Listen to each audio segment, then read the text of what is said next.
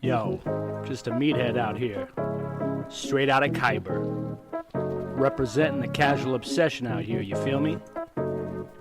Listen.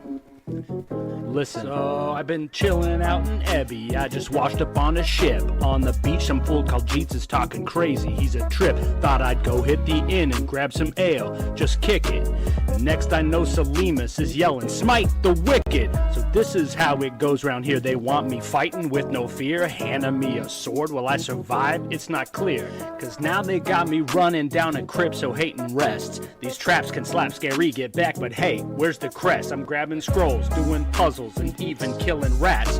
And spiders from the floor, yo, can't y'all get some cats? I'm guarding crystals from cultists, you know my weapons, they smoking. This Drexel hand is evoking, suspicion spells are being spoken. This is my adventure, it's my journey.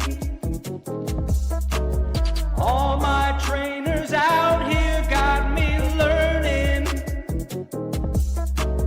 With some gold I paid a friend called Byron. Monsters come around here, that boy Wylin in Korthos. Yo man, who really runs this place around here anyway? Mayor? What? Coin lords? Huh. I guess if they're paying, I'm playing, you feel me? Shoot.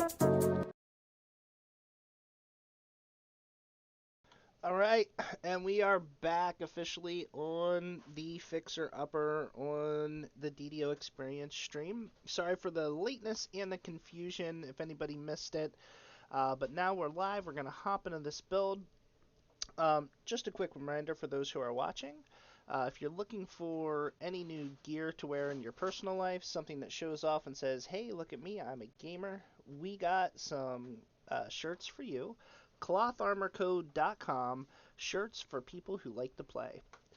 Alright, so let me go ahead and pull up this build and we'll jump right into it. Actually, because I switched streams, can you guys give me a sound check real quick? Sure. Can you hear me? Can you hear me? I can hear you. I can hear you. Can I get a thumbs up from someone in the chat? Can we hear them in chat as well?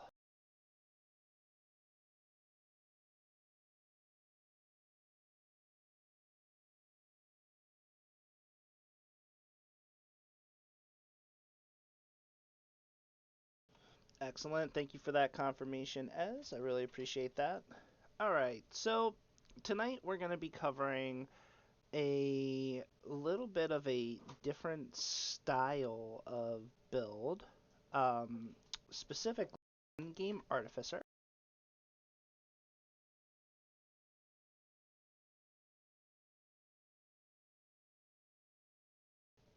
And I'm actually going to snooze the ad breaks here.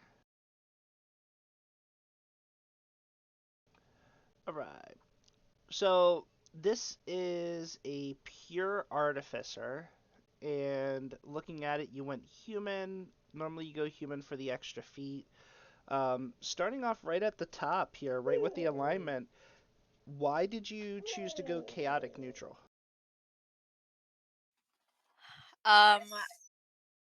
Sorry, I'm being interrupted by huskies. I didn't go human for the extra feet. I did it actually for the extra, if I recall correctly, it was for the extra heal lamp in the tree. Does that sound right, Dookie? That sounds right. And I then didn't have a huge number of past lives. right, and then do the alignment. I went chaotic neutral because if you're chaotic, you get extra imbue dice from Harbinger of Chaos and the epic feats, and I went neutral because um I like neutral better than good. I don't know. It's It was safer. just a choice. It is a little safer, like especially when you're swapping gear around and things like that. Every once in a while, eh, there's a conflict, and so I just left it at that. You could probably tweak it a little bit, but the chaotic will get you the extra imbue dice. Okay, so it went chaotic for the imbue dice. And why neutral? Just so that there weren't any conflicts while I was messing around with gear. This was a build that just as a little background we were doing our Strahd R10 push, and we had changed our party makeup and some roles because we needed to tweak it. And so I was previously the trapper up the stairs. If anybody's familiar with Strahd, you need one. And then someone else was playing tank, and Hadouken was I think you were on a wolf build. Yeah, pretty sure it was a wolf build Yeah. previously. So we changed it around, and I stepped up to tank. Our tank dropped down to melee, which meant that we needed a trapper on the stairs. Hadouken is phenomenal for stepping in, and I knew he was reliable, but he also doesn't have. I'm sorry if you're hearing Husky whining. She would like to partake in all of this.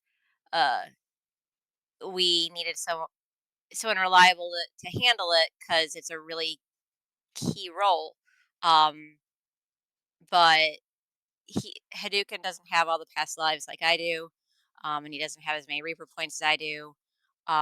So when we were tweaking builds, I was originally playing an assassin for that, but he just didn't have the lives and the Reaper points and stuff to make it durable enough. So that's where we came up with this. And we did it. I think poor Hadouken got this build from me like maybe a week and a half before the push.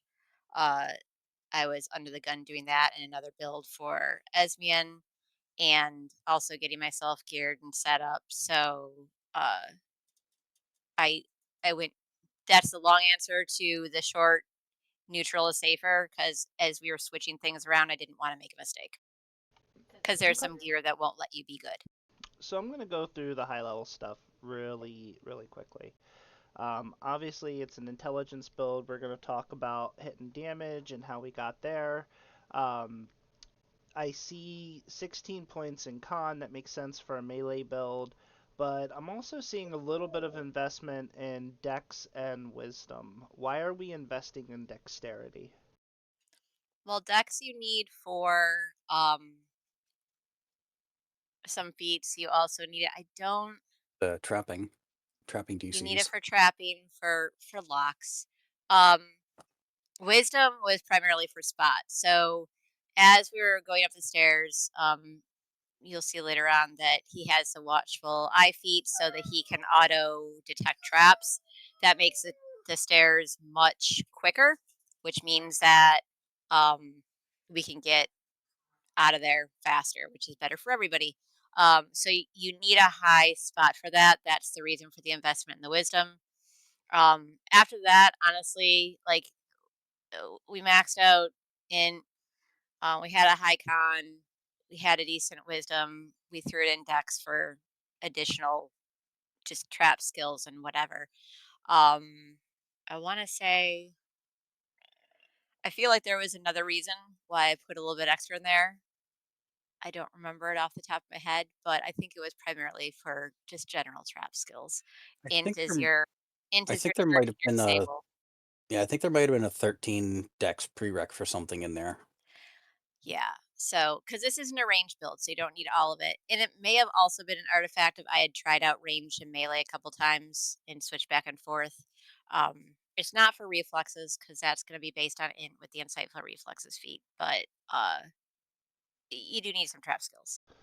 And it should be noted too, a lot of this gear is not updated with some of the newer stuff that's come out. So this is slightly outdated in terms of the gearing. And when we get to the gear, I think that'll become more clear. Um, so looking at the feats, I'm going to roll through these really quickly. Obviously, it is single weapon fighting. And looking at the skills, one element that's important to point out whenever you're running single weapon fighting line, you do have to invest some points in balance. With a really high intelligence, though, and obviously with artificer levels, you're going to do great in terms of skill points. So we're grabbing all of the rogue skills: search, disable, um, spot, and open locks. And I also see diplomacy in here. Again, just helping with aggro management. Um, jump. I I don't know if we've mentioned this when we've covered melee builds before.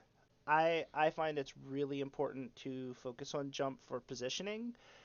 You can get yourself both positioned correctly and out of bad positioning by being able to jump over things. So with positioning and movement being really important in DDO. Um, Now, why the points in move silently and hide?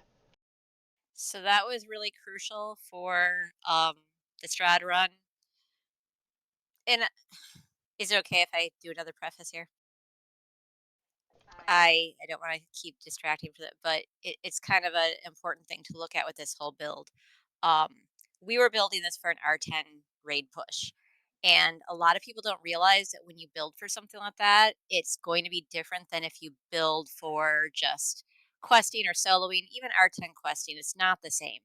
In an R10 push raid of any raid, you're going to have some specific roles, and those roles have an important job to do, and it's it's vital that you're able to fulfill that role. And because the bar is so much higher because it's an R10 raid, you're going to want to really focus on that. So you're probably going to focus on maybe 2 to 3 max, like important things that you want your build to fulfill.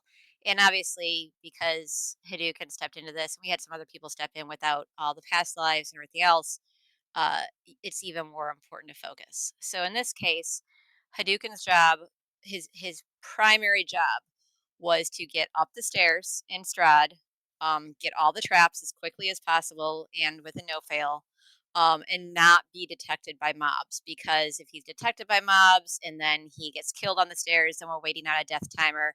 Everybody's standing on the stairs, getting shot at or blasted or whatever. So the strategy for that then is that Hadouken had to have all those points in hide, move silently, so he could get up the stairs in sneak. All the trap points are there, so he can auto detect everything and just disable and move on. So he and I as a tank worked ahead of the rest of the group. The rest of the group was about a half turn down the stairs behind us so that we could pull things off and I could protect Hadouken if necessary, and he could just stay and sneak. So if he stays undetected, he could just do his job on the traps and focus on that and not worry about getting killed. Yeah, and by the way, I do have our R10 Strahd run video. I just went and looked at my YouTube channel and I haven't posted it yet, so I am going to post it. Also, if this is your first time tuning in, I would point out a few links. One is to my Discord. You can find full write ups and you can download the builds right from my Discord. I also link to my YouTube channel where I repost these video files. So if you want to go back later and see what the build creator had to say about the build, watch it back because now you want to play something different. It's all in one repository there for you on the Discord. So I'll post up links to that as well. So I'm going to go through the feats as quickly as possible. Single weapon fighting, improved single weapon fighting, greater single weapon fighting, and then obviously perfect single weapon fighting. We are going to be using a rune arm in our offhand, and so for perfect single weapon fighting, I would just point out that you have two options. Um, no, I'm sorry. I am getting ahead of myself. Offhand versatility, which you did not take. So, offhand versatility, you actually have two options for single weapon fighting. And if you do not have anything in your offhand, you get additional damage. Otherwise, if you do have something, a rune arm or an orb in your offhand, you get imbued ice instead. Um, Looking here, we also took insightful reflexes. So we are adding our intelligence modifier to reflexes instead of our dex modifier. Appreciate the follow there, Necrobotanist. Glad to have you here on the stream.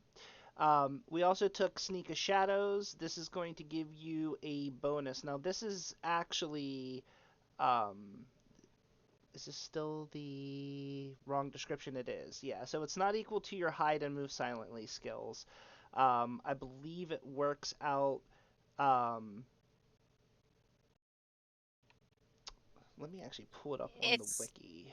yeah, it's a clicky that gives you extra sneak damage, which for boss fights and things is a nice little damage boost. In particular, because like I said, like Hadouken's main job was get up the stairs, do the traps, don't die. So it's a Yeah, +1 bonus to sneak attack damage for every 2 character levels. yep. So I believe that that ends up being a plus. Is that actually a +15 or a +14 bonus to damage?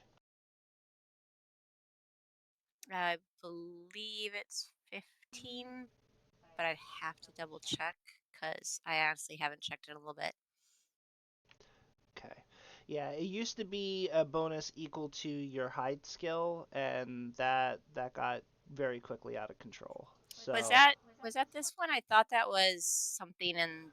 I thought that was an epic feat of some. no, it was the rogue It was it was the n- rogue past life. Yeah. no, it was the it was one of the legendary Scion feats previously. I thought it doesn't matter. Yes. Nacho, thank you so much for the gift sub. I appreciate that. You are taking weapon focus slashing weapon, so obviously we're going to be using a slashing weapon. Equipped, we have a bastion sword, which is a hand and a halfer, and then we're taking the toughness line. So toughness, epic toughness. We don't wind up with a legendary toughness feat. Um, but looking at the build in Reaper, it looks like you're going to be well over 4k hit points. So between the single weapon fighting line, which gives you additional hit points for the combat style bonus to hit points, and then the toughness and improved epic toughness, you're getting a pretty nice upgrade to your hit points there. I want to say on my builder anyway, it says the hit points are at like 39 something, which sounds Sounds about closer. right Your when I was there. your builder's not fully updated though, Grace. That's why I had That to. that's right. That's right. Yep, That's right. I had to re-import some Destiny things. Also, Matrim got me really excited. He was on DDO Cast a couple weeks ago, and version 2 of the builder looks really great. So I can't wait to showcase that on the stream as well. All right, so then we're taking Accelerate Spell. Why are we taking Accelerate Spell? Honestly, not a huge reason. You had to have an arty feat in there. There weren't a lot of great options for what I needed him to do. Accelerate spell flattens the throw on a um on a vial. Hadouken was probably not going to need to do that too much, but especially on the stairs because of the way they twist, having it do the weird little arc hits things sometimes. So I figured I'd give that to him in case there was some sort of emergency moment where he had to like toss something out and help someone. Also in the card room, there's all those things and it can be a little tricky. So because there's all the crypts, so it just gives you a little bit more of a straight, flat A to B shot, which makes it go a little faster, but also can help avoid some of the things in the way that can interrupt the cast. So why accelerate and not quicken? Any reason for that? Quicken doesn't work on the vials that I was concerned about, I believe, which was the cure, the cure vial. I think Hadouken, right? Yeah. Yeah, Quicken doesn't work on it. Quicken will only work on certain. So so the cast would be quickened, but the arc of the vial would still be, Right, like throwing a Hail Mary that the Artificer right. normally does with vials. And these are the Yeah. curative admixtures, right? Yeah, Right. so Quicken doesn't really help. I mean, some of them I could apply to, but it doesn't really do much. It's more like it acts kind of like a quick draw, I think, is probably the best description for it, where you just get it off. You might get the cast off a little faster, but in the traveling from A to B, it's not faster, and um, geometry gets in the way. Then we're taking Nimble Fingers. That's increasing our disable device open lock skills. We took exotic, if I could talk, exotic weapon proficiency for bastard swords. So that way you're not getting a penalty when you're using the bastard sword. Improve crit slashing, which doubles the threat range. Then we're taking construct essence artificer bonus. This is giving you 50 bonus healing from repair spells, but suffering a negative 25% penalty to positive energy. In addition, you now take 50% damage from rust effects. So why do we like construct essence here? Um, honestly, it was a thing I had him take mostly for oh crap moment where he had to heal himself. Although in an R10 raid, it doesn't matter that much. You're not going to heal yourself. If I look back on it and did it again, I don't know, Hadouken, you can probably say more than me. I might have swapped it out for something else, to be honest, because in the R10 raid, probably you having the heal amp would be more important. But we also had a wizard that had repair, so there was also that.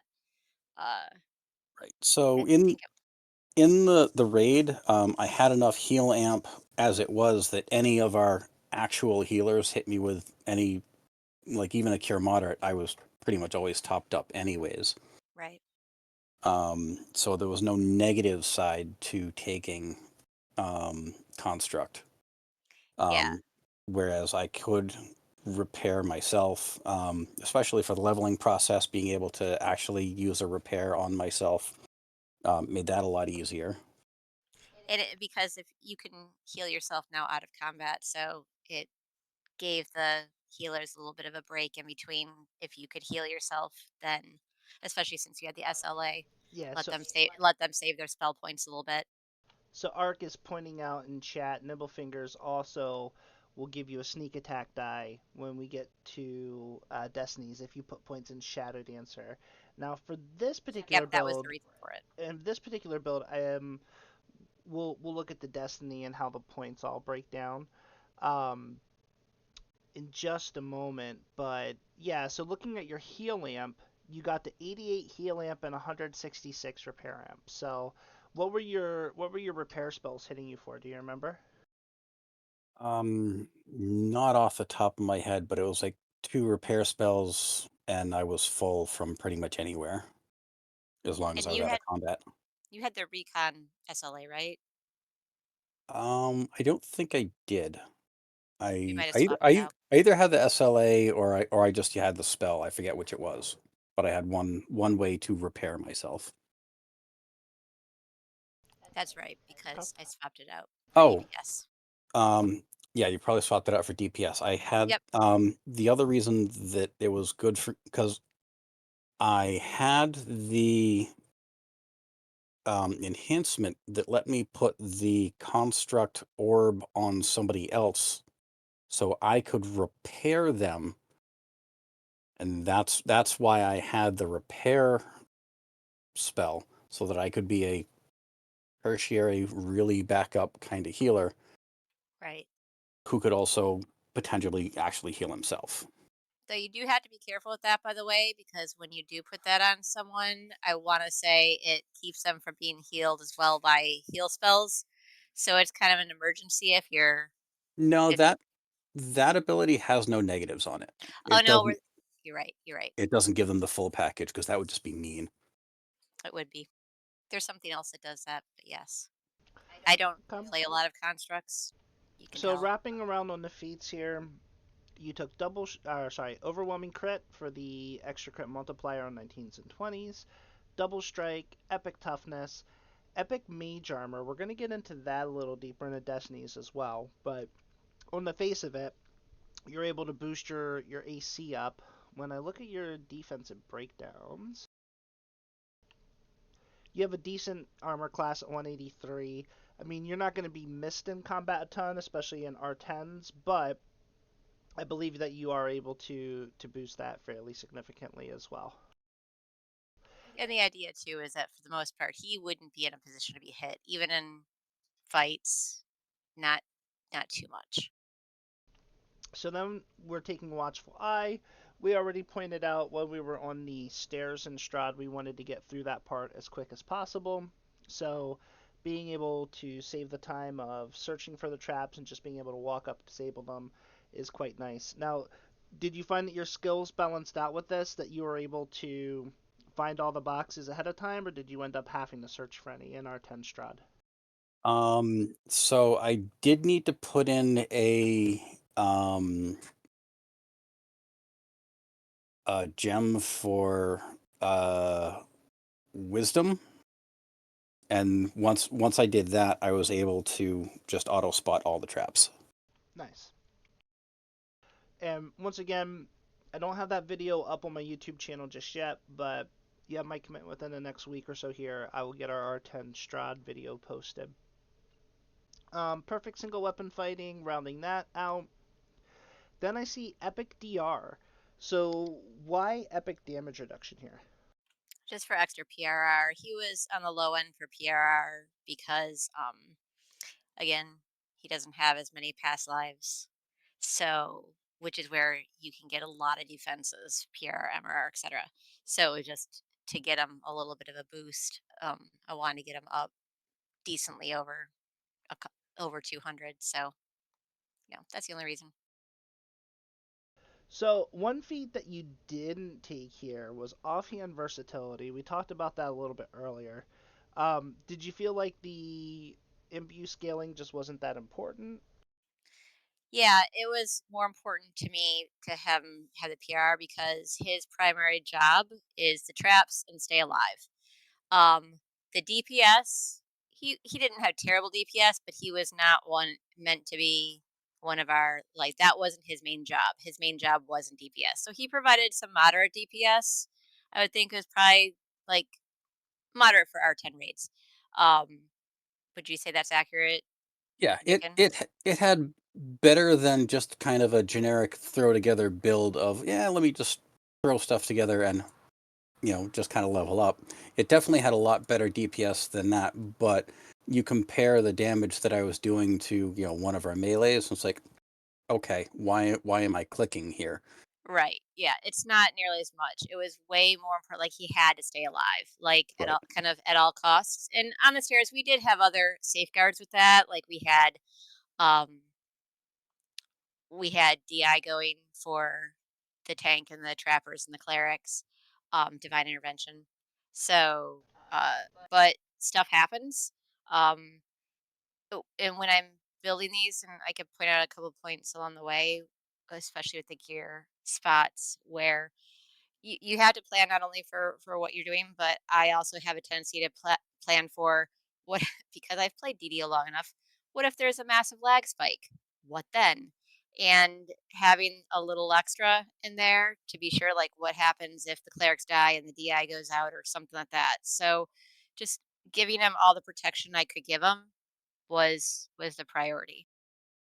And I can honestly say I definitely felt remarkably durable for a trapper. I've never seen a trapper that's that durable before, and just kind of made me giggle a little bit.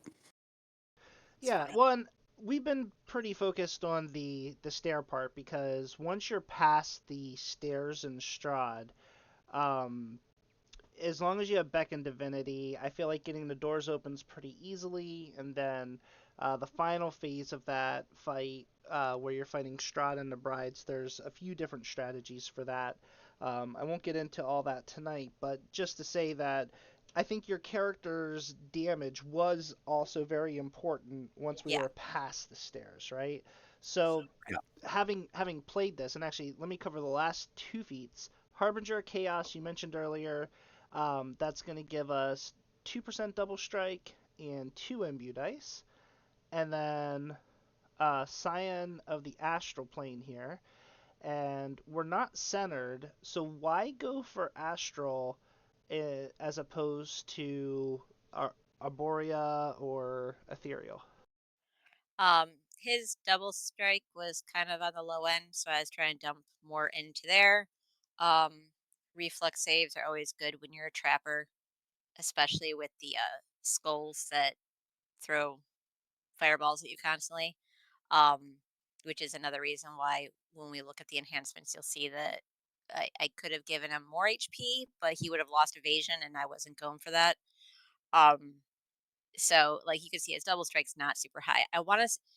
There's a Reaper boost where you could up it in certain fights, and um, I don't know if you had another boost for that, Hadouken. I don't think you did. I don't think I did, but the Reaper boost, that put me up over 100%. Right.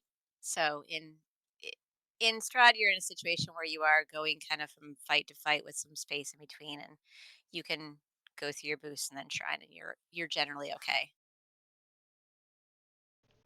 Okay, great. Yeah, so let's look at your combat abilities here just a little bit. So the biggest thing I'm noticing is you're not getting your full base attack bonus. And if you're watching the stream, if you are not aware, your base attack bonus affects everything. So your base attack bonus is going to add to your damage, but it's also going to affect your attack speed. There are ways that you can raise your base attack bonus with spells. So on Cleric's Divine Power, it gives a divine bonus to strength, but on the other side, it also gives you a full base attack bonus of a fighter of the same level. So that's quite nice. And then for Artificer, for this build, were you doing anything, Hadouken, to boost your base attack bonus up? Um, I, Tensors or anything like that? yeah, I was throwing tensors. Okay. And then melee threat gen, negative 100. I don't think I ever want to cover a melee or ranged or damage build in general, whether it's a caster or whatever it is, without mentioning managing your threat. Very, very important. If you pull aggro off of the tank at an inopportune time, you can very easily wipe the party. So having that full minus 100 melee threat gen was actually really nice.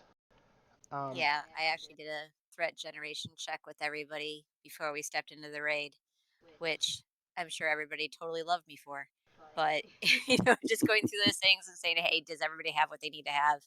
It's just a good check.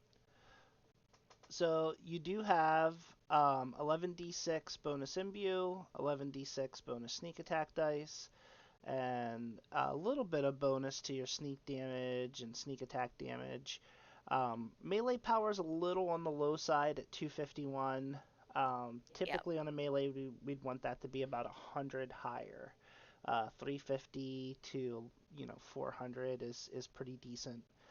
Um, you do have a decent helpless damage bonus of 73, and then strike through a 37. Keep in mind because you are using a bastard sword. It's a special weapon. It's a hand and a halfer, so it counts both as a single weapon and as a two-handed weapon. It counts as both. So the strike through with that can be nice. Um, the one stat that I've been kind of dancing around is this one. It's the fort bypass of 79, and that relates to our level 12 feat of precision. Now, by level 12, it looks like you do have a +8 tome, so we could have fit in power attack instead. Why did we go for precision here? This is already not a super high DPS build. As you pointed out, the melee power is on the low end, and that's kind of an artifact of just being a pure arty. And we'll talk more later about why I did it pure arty. Um, wha- it's hard for a pure arty to get a really high melee power, especially without sacrificing certain other survivability things that I wanted. Um, so uh, it was in that case, and because he does have at least some sneak dice, it was more worth it to have the bypass than the power attack.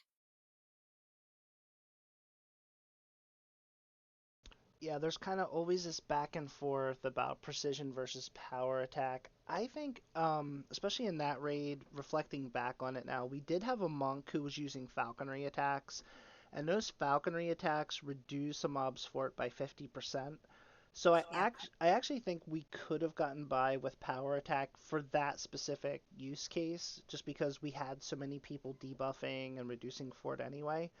Um, but yeah, no, it definitely makes sense. You know, if you're building something as a standalone or building something that would stand on its own merits, I think making sure that you get the fort bypass, I would say 70 would be a minimum threshold, but ideally you'd want to be 80 plus.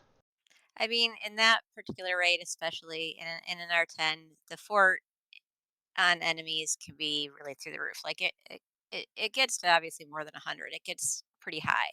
And then given that they're undead too, it was especially high. So things like skeletons or other things, a lot of times it's higher than what you would normally face. So having the bypass helped get past some of that. I think you probably needed a little bit higher threshold. Okay.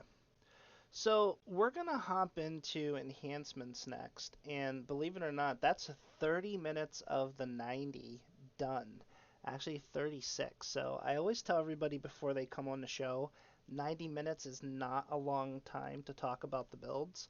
So here's what I'm gonna do, because I do want to get to equipment on this one, especially since the equipment's outdated. I want to hear a little bit about the theory and what we were looking to get.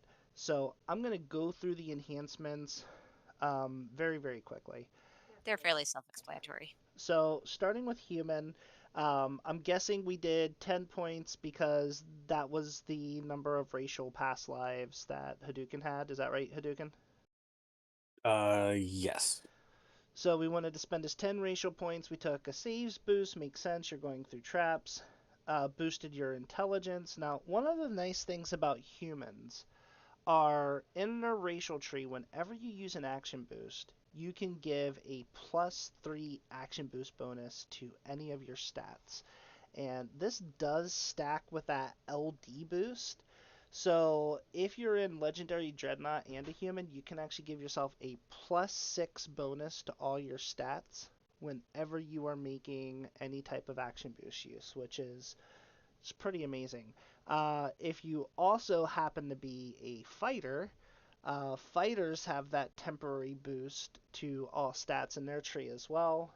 So you can actually get a +14 temporary boost to all your stats by making use of all those things. It's temporary, but I mean, +14 all stats is kind of nice. I see you did pick up some heal lamp here out of the human tree. I think that's smart. You picked up a couple points of con on the action boost. I I actually don't love the con on the action boost. Um, if I were redoing this, I may have dropped these points out in favor of something else. So like um, I think you can pick up a little bit of I guess universal spell power. It's not really letting you take the strike through. I thought it might let you Right. take the strike through there. Right. It's not great, but there isn't really isn't much better that was available. I guess you And could extend your unconscious range by another 10 hit points. yeah, but he That's already had not 250 down. right. That's not really gonna matter in an No. R10 because if I'm going down by 1,000. Yeah. The con is basically I figured for action boosts, that's when he's going to use it in a big he's going to use his action boost in a big fight. So again, it's just that little extra bit of survivability. And con is giving you HP, and that's somewhat protected by your other defenses like dodge and PRR and MR, etc. Whereas unconscious range, not so much. There is this awareness because humans can boost skills, so you could have gotten an additional +2 to search and spot if you wanted to do that instead. His were high enough, so I didn't worry about it. Because if you look at the skill um, on the side there, you could see what his skill levels were for disable and search and spot Yeah, and stuff. I, I They're pretty high. I was already at a no fail. Yeah. Okay, for both search and spot. Yeah, that's why we put in a wisdom. Your spot is a little lower. That's only 75. But yeah, your search looks pretty good at 105. Disable's good at 106. That may have been before we put in a wisdom log. I can't remember. That's no wisdom og. That's Yeah. without a wisdom log. Okay. Yeah. So with a plus 14, you'd pick up another 7, so you'd be at 82. Yeah. Okay. Taking in the Harper tree, I think the big thing here, you're getting your intelligence modifier to hit, and then you get know the angles. And then if you don't know this, there's an Artificer spell. There's actually two of them. You can enhance yourself with one or the other. One allows you to use your intelligence to hit. The other one allows you to use intelligence to damage. So by taking the Harper tree here for the 2-hit, that allowed you to use the spell for the intelligence to damage, right? Mm-hmm. Yep. And with know the angles, obviously now we're using intelligence as our trance ability, and that's going to increase our tactical feats as well as our damage based on your intelligence modifier. Yeah. Ordinarily we'd max it, but we ran out of points.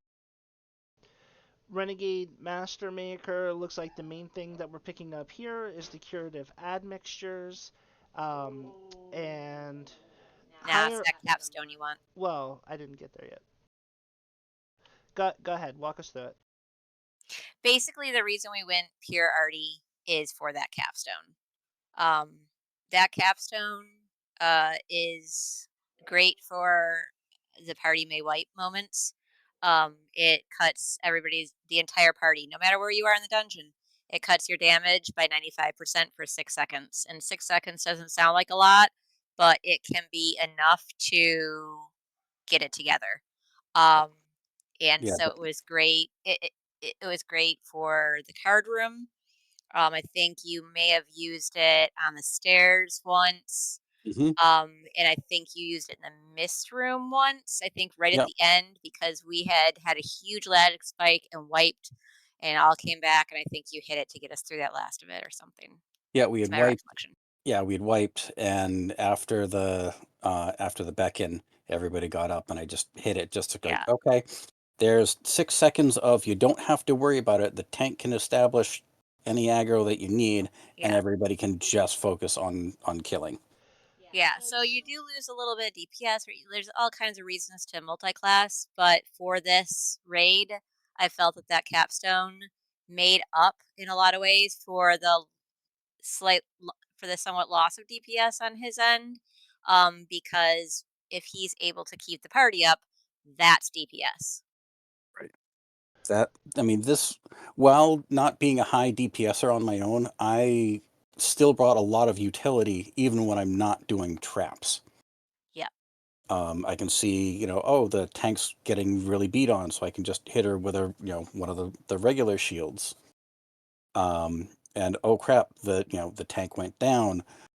Okay, hit the capstone. So 6 seconds of time to time to gives us time to work and not just instantly die. yeah, it was good party support, but that's really that. And there was one more choice in this tree, but um, I'll let you go ahead through, and it's relatively self-explanatory. So Necrobotanist asks, what's the no-fail skill set for search? It depends entirely on the quest and or raid and or trap. Um, the traps in the game are um, they all have different DCs. So some have I very don't high remember ones. failing once I got my skill up to 110. I don't remember failing anywhere in the No, game. you won't fail on 110, but can be significantly lower at a lower difficulty level or in certain quests. There's a couple that are like notoriously higher than the ones around them, but honestly, I haven't failed a trap without if I was actually wearing my gear like I was supposed to, in a really long time. Uh, but yeah, it's variable. There used to be a list somewhere, but I don't think anybody's changed in a while. Okay. So you guys jumped ahead of me a little bit here. So I was just going over the curative admixtures. Tell me a little bit about those and how did you scale those? Those are more just a fill in if it was really necessary. I don't even know how often he used it in the raid. Um, but it's it's an oh crap SLA where Hadouken, you you could can probably talk heal to that. people. What Mhm. were you seeing in the heals off of that? Um, there was depends on who I was hitting. Like when I was hitting Grace, my heals actually mattered. With Grace that, was the tank for the raid, we should say that. right? So yeah, so do you remember what kind of numbers you were healing the tank for? I was healing the tank for a couple of grand using that. Yeah, so that's pretty good. I mean, it's a 4 spell point Right. um, heal that essentially was able to supplement heals onto the tank, which is very nice. What about the cure light wounds? Was that fairly similar, or was that notably less? Um, yeah, that was less. And that was pretty much just somebody needs a top up and the healers are busy, so let me, top somebody else up so that they can survive getting hit the next time. And this kinetic discharge, this is an attack. Were you using that a lot? And if so, what kind of damage were you seeing with it? Kinetic discharge. Where It's the is cleave attack I in have tier it two. highlighted. So basically, it's a 30% okay, attack. yeah. It scales at 200% melee power, Yep. and it deals 2d6 force damage on hit. Yep. I was using that all the time in my attack rotation when I was attacking things. And it's basically, it's another attack that you get with improved damage. So no reason not to use it. And then Mighty Slam and Battle Fist here. How often were you seeing the stun and the knockdown effect? Were those going off regularly for you, or did you not scale your Hard tactical feats? hard hard to get them to land because you had to hit one then the other on the same target. Yeah, and I don't Um think we really looked. I don't really right. think we So did in a lot with scaling your tactical right. DCs. So So if you in No, they're not if very you did high. that, then you would get a lot more out of it. right. But again, our focus was elsewhere. Right. In raid I may have seen it land once. And I'm, doubting that was even may have not even have been me that knocked something down because everyone else was doing things. Mhm. But in the leveling process, I got that thing going all the time. Yeah, leveling is easier. Basically those three attacks right there were my attack string.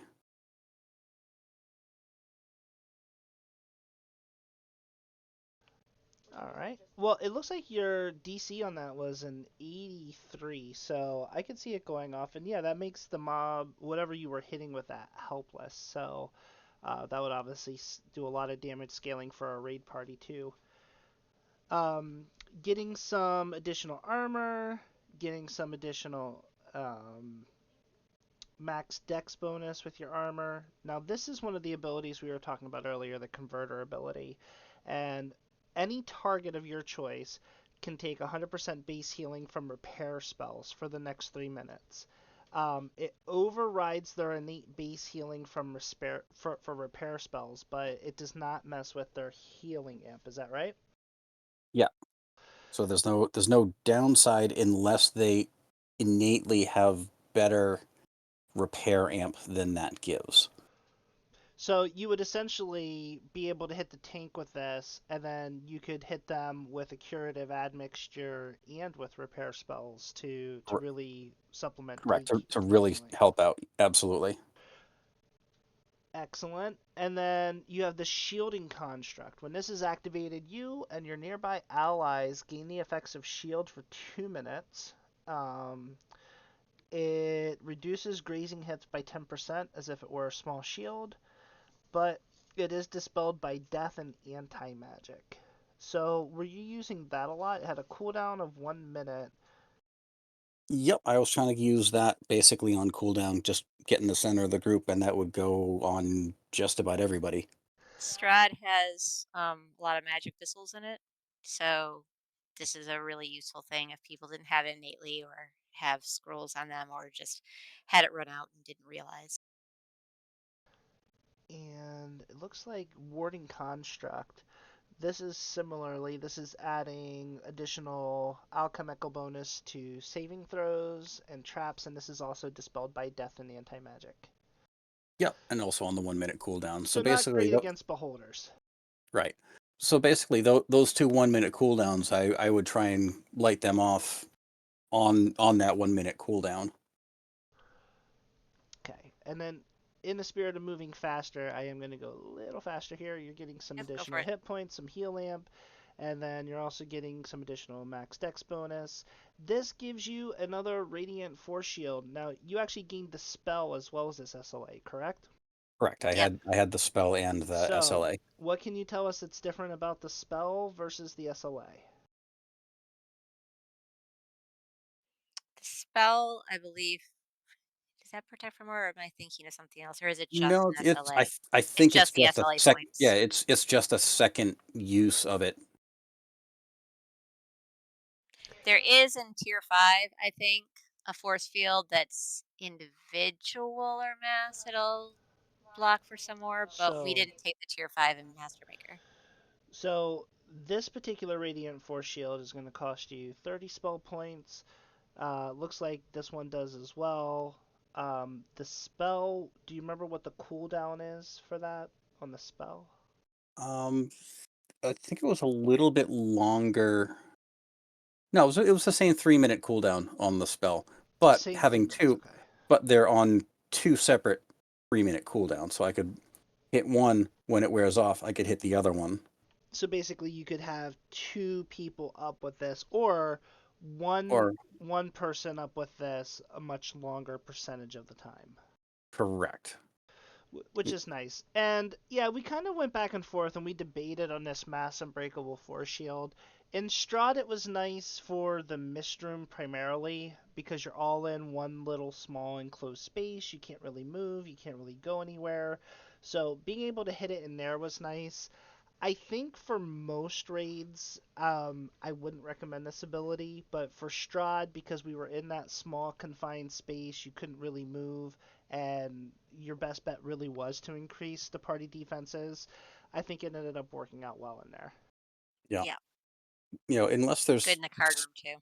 right, unless there's some raid that has a massive amount of damage that you're going to take in a short amount of time. Sin says it's good in all raids. Yeah, it can be good in all raids if people are taking damage, but like the card room, for instance, one of the things we did in the card room of Strahd is we assigned everybody 3 or 4 doors to open, and as long as everybody got their doors open, we knew where the cards were. Worst case scenario, even on a party wipe, one Jibs and a Beckon Divinity, and we could get through the card room, no issues. Actually, maybe what we'll do for an upcoming stream is maybe we should get some of the guildies together and rewatch our R10 raids, and then just kind of like, Watch party. well, just kind of talk through what the Yep. strategy was, what everybody was doing in certain moments. So, Sin says PN was a good use for it too. Yeah, I could see it being good in Project Nemesis. That's another raid where it's a small confined space. It's a little more open than the Mistrum is for sure, but when you have all the bosses active, especially at the beginning, I could see that being really good. Or when you're walking in because you're zoning in and sometimes they can hit you before. Yeah. Alright, finishing up enhancements here. So we did take Battle Engineer, and we're getting the infused weapons, getting the infused armors, and then we're taking up all the damage, getting a little bit of strike through out of this line, getting the +1 competency bonus with Bastard Swords, getting the weapon attachment, which is going to give you half of a weapon dice with it, um, grabbing some melee power here out of the tree, as well as some imbue dice, some additional int boost, actually grabbing an imbue, and and this one scales with electric spell power. Now, I didn't look before the show. Were you able to boost your electric spell power up? That I don't didn't even really know. happen. I don't think we bothered with it. We were No. on such a tight timeline. We were like, you know what? We're fine. But that's easy Yeah. enough to augment in. Yeah, you could throw an augment in there. We just it Which it one was was this? this was the imbue. The imbue out of Battle Engineer. Yeah, I was just Oh, mentioning Yep. it in passing, not as a Yeah. critique, but Yep. yeah. you No, know, that was again, the damage for the character was not the priority, so that's not where we spent the time. Yeah. Again, I got the build a week and a half before the raid, so yeah. Although So we did go T5 in Battle Engineer, so we would actually still have some damage. If we had had more time to actually really look at this, yeah, we should have put a electric spell power in your gear, yeah, an augment. 100%. It was a crazy week. We had all kinds of shifts in the party that week, and I was frantically trying to make people's builds. So that was my oversight. But yeah, you should definitely do that. But we did go And TF5 in this because we did want DPS, and never forget haste boost if you can grab it, because the that's rune huge. arm, the rune arm actually has a couple empty slots. So Yeah, although you're looking for a red slot, well, you didn't put anything in the Dino Bastard Sword, so there's a I think we orange and a had purple things. slot that's open there now. Because you need a red slot to fit in a ruby, Yeah, and those are really only on weapons or offhanders, weapons, shields, rune yeah, arms, there are orbs, definitely things open like that. slots. So, so there's definitely room for improvement here. And then Grace mentioned it really quickly, but I don't see any type of haste boost. Yeah, up there. Oh, here we go. I see it. Off of Battle Engineer, you did pick up the haste boost. Okay. Yep. So having the haste boost, any type of melee attack build without haste boost is going to feel bad. You're missing 30% of your damage, so you definitely want that. You definitely want to get to 100% double strike if you're able to, without doing a deep dive of the gear to try to overhaul it with updated stuff. I'm not sure if we can do better than 78, but if we have time at the end of the stream, maybe we can try to make some gear swaps really quick and see what we can come up with. But first, I'm going to get into the destinies. And the destinies I'm going to go ever so fast on because these choices make a lot of sense. I'm looking here, and once again, I'm seeing what, 71 points? Is that right? Uh, It looks like I'm seeing 71 points yes, spent. I think so. that He sounds doesn't right. have all the epic past lives that I do, so we focused on the two trees.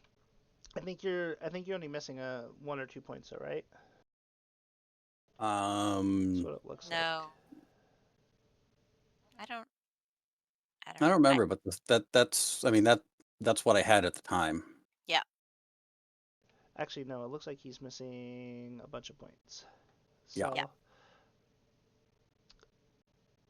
So this is based off of the points that you had available. Obviously, if you have more points, you can use this as a base, and then you can build additional things in here. So for instance, if you wanted to boost those tactical feats, you could go into Legendary Dreadnought. You could also pick up some additional double strike there.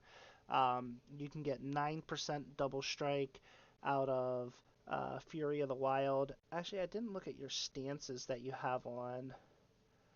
Yeah, so you do have the double strike here, but you don't have all of the Asimar, so you're missing 9 there too. yeah, So you're missing 18 double strike in the past lives. So if we were able to get you those, um, you'd be at a 96 double strike just with yeah, past lives. So that's pretty significant. Um, so use this as a base if you're ever planning on playing this build, but let me go through it really quickly. Shadow Dancer, picking up all the cores, you're gaining evasion here, gaining the D-door, gaining hit points, gaining sneak attack dice, gaining some dodge and fort bypass, as well as a little bit of helpless damage. You are gaining less threat from all sources. as well as Permanite Shield. You're also gaining some more Hide and Move Silently. Right here, Tactician. This is the one that Arcarian was referring to earlier. If you have all 3 ranks in this, in addition to getting +6 to your rogue skills, if you have the Nimble Fingers feat, you also gain an extra sneak attack dice. Um, Looks like that we are gaining 3 sneak attack dice here, gaining the double strike, bypassing an additional 15% fort. And then we come to the epic strike and this ability, Bring Darkness. Now, Bring Darkness is quite nice. It's nice for the entire party because whenever you roll a 20, you envelop your target in shadow, applying darkness. The darkness debuff automatically makes them vulnerable to sneak attacks, and it does that for the benefit of the entire party.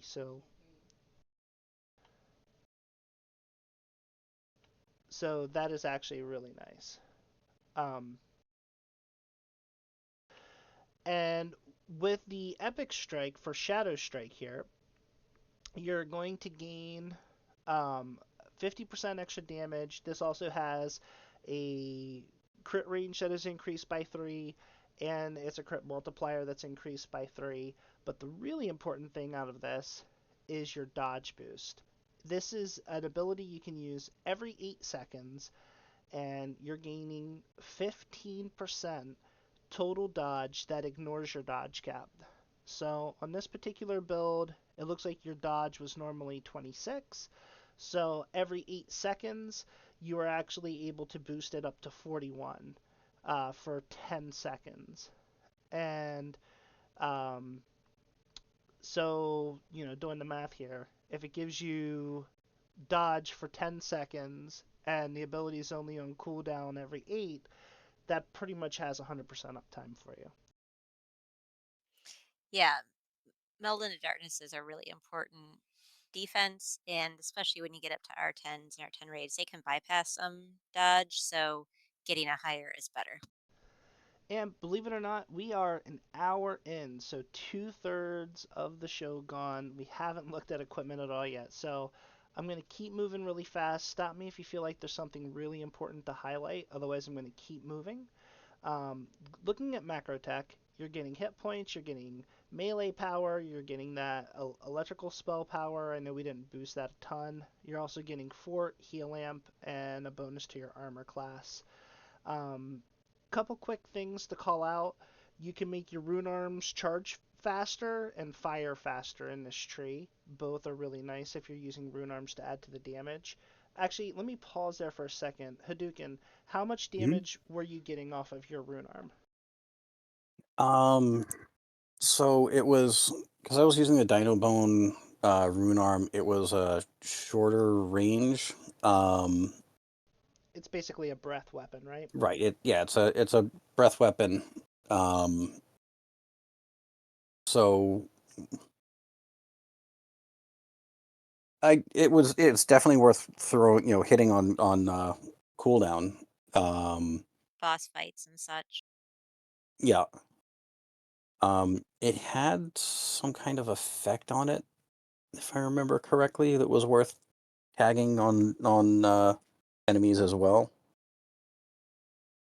Oh, I think it applied the acid debuff from the Dynabone. Yeah, you do have the Yeah. melt fang on there. Yep. So you Yeah, could stack up the dot damage from it. yeah, Well, with long distance rune arms too, like it's one thing on lower level on lower difficulties, but if you're doing R10 raids, you can get yourself into trouble with that because you end up grabbing aggro of things that haven't aggroed anything yet because they're way far away, and that can get messy real fast. So having it a shorter distance actually isn't the worst thing because it keeps you out of trouble. yeah. Well, you just have to make sure you lock your targets before you start using Yeah. it. So this ability is quite nice. This is the Macrotech Radiant Prison. This is a target non-boss foe is sealed away for 8 seconds in an unbreakable force field with no save. In this force field, they can't act, but they also take 95% less damage. So one thing that's nice about this ability is sometimes something will spawn that you don't necessarily want to deal with right away, or you don't want somebody to accidentally kill. And this ability is great for that. So That was so useful. when we were in the Yes. mist room, for those of you who don't know, in Strahd, killing the last of a group of mobs that spawns the next group. So if you can be purposeful of leaving one thing alive from one of the groups, in our case we were keeping one of the hounds alive, you can stop yourself from getting overwhelmed by all the second and third waves of trash all at once. You can actually control the waves a little bit that way. So using this ability, using Jade Tomb, really nice ways to set something aside until later. Um, the other thing I would say is this ability here, this force field generator, which is the Destiny Mantle, is a pretty big answer to how do you get around Barb tanks, right? Because Barb gets all the DR. I think they get up to, what is it, 14% DR at cap. Yeah, it's pretty high. So in macro tech, um, you're getting 10%, and this is increased to 15% if you're wearing a rune arm, which you are, which this alone would have added immensely to your survivability. Hmm. Um, why not be a barb who can wield rune arms with this? Oh I my think we gosh. tested it. Haven't tested it. Need someone to test and I confirm. thought I thought Lamby tested that one. Oh, Mm, did they not? Well, I don't know. I guess I'd want to see combat log testing on that one to see how that one Yeah. works out. So I'm sure somebody in Lava Divers has done that, and we haven't heard about it, so it's probably pretty awesome. That's funny. Either that or it's trash and not worth considering. One of the two. Um, Roll the dice. you're also getting some PRR, MRR. Again, you're getting plus 10 each because you are wearing a rune arm. You're getting some electrical spell power that you decided to neglect. And you're getting a 20% insight bonus to your hit points, which is really nice. That's how you're getting up over 4,000. 20%. That's what I said. Okay. Yep, 20%. And you're getting some imbue dice. You're getting these drives, right? And the thing that's really important, I think, to note about some of the drives is this Armor of Legends.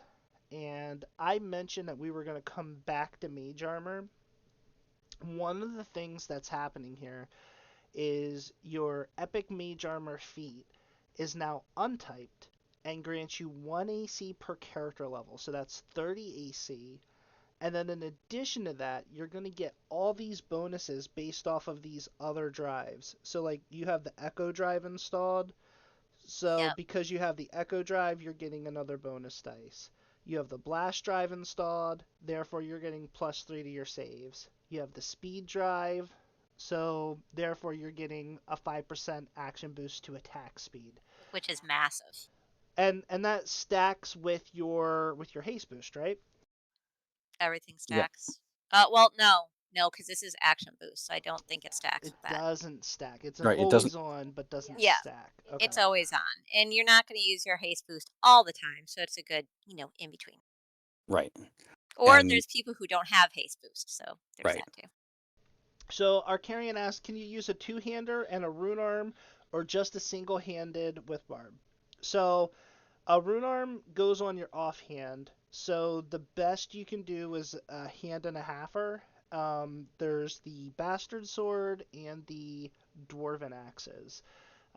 They are special case weapons, and you can wield those and have something in your offhand, and they will either count as a single weapon or as a two-hander weapon. The choice is yours. So if Hadouken had taken the two-handed feat line instead, he would have gotten a lot more strike through if he wanted to go that route. And critical connection, getting that +1 multiplier when you're wearing a rune arm. So the rune arm was an important part of this whole build. Actually, that might be an important thing to note. Any thoughts on that, Grace? Going single weapon fighting with this build versus two-handed fighting?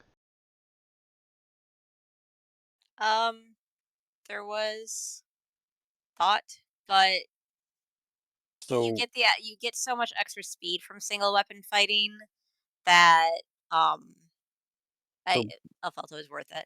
all right. So yeah, Plus melee basically, power. right. Basically, the difference there is single weapon fighting gets you single target damage, a lot more single target damage. Yeah. Versus two-handed fighting, it gets you the strike through. So but if you're fighting bosses or whatever, you don't strike through isn't as important as the single target damage for what we were Yeah. doing. For an R10 raid, uh that single target damage in the bigger numbers and that is usually going to be the more important part. I I also don't think that this build would want to deal with like if you go ahead and strike through everything, then also you're dealing with aggro. So that's not great. But I I think especially for a one-handed hand and a half whatever, I think that single weapon fighting line is more damage just Yeah, overall. yeah. I didn't really want any unnecessary threat coming my way. Yeah, it No, we reduce it really as much as possible, but yeah, it's single weapon fighting is a lot of damage. it really depends on how you're focusing the build because I've played a few where having the two-handed fighting was definitely better. Yeah, I would say ultimately for you though, um, most of the damage that we were going to ask you to participate in this raid was on single targets, whether it was Strahd or whether it was some of the shadows that were spawning. So for this particular build, in this use case for the build, I think single weapon fighting was the better choice. But if you were fighting more packs of mobs, more groups of things, if you were more of a party DPS contributor instead of like boss DPS contributor, I think that uh, two-handed fighting would actually be better. and this is where it's really important in an R10 raid. You got to know your role and what you're building for. It's not just a jack of all trades that you can just go through and blow everything away. All right, and then looking at the Reaper enhancement trees, again, this was just based off of the number of Reaper points you have. Now, since this time, have you gotten your 75th Reaper point? Yes. Okay, It's so there are wings on Hadouken now. Hey, thanks for the Yes. cheers. I Hadouken appreciate that. is wings capable. Awesome, awesome. I you were so happened to close for this glance at picture. it. I was like, wait, 74. Who's your Yep. guild? They didn't help you get wings before you did the Strahd push? Who are these guys? I'm gonna write them a letter. I'm gonna have a stern talk with that guild leader, whoever that is. Right? All right, Preferably over dinner. preferably over dinner. That's how we do all of our guild meetups is over dinner. Right? Over Bring the Celtic dinner and at honey. PAX. All right. I'm going to go through the filigrees even faster than I went through everything else. This is the standard melee setup. You got the Sucker Punch, one against many. You have the third Sucker Punch for the sneak attack dice, 5 more melee power. I say it every time it comes up, but these two filigrees, having 2 Sucker Punch, one against many, is 18 melee power.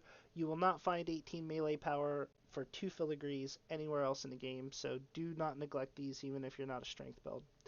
Um, looks like we had some int boosting with Voltaic Experiment, getting some Double double strike, double melee strike in power. there. Looks like we got a 4-piece dread. Looks like we got some threat reduction, melee power, treachery, and then we went for an imbue dice on the snow peaks. Um, with an updated gear set, if you did have 4 slots instead of 3 in the artifact, I think we could find a little bit of a different workaround. I get Yeah. scaling the intelligence. We probably, no, we definitely sacrificed at least 15, if not closer to 20 to 25 melee power Oh, definitely. for the sake of the intelligence. Overall, um, 4 to a stat. With that being your insight, that's going to give you a +1 bonus.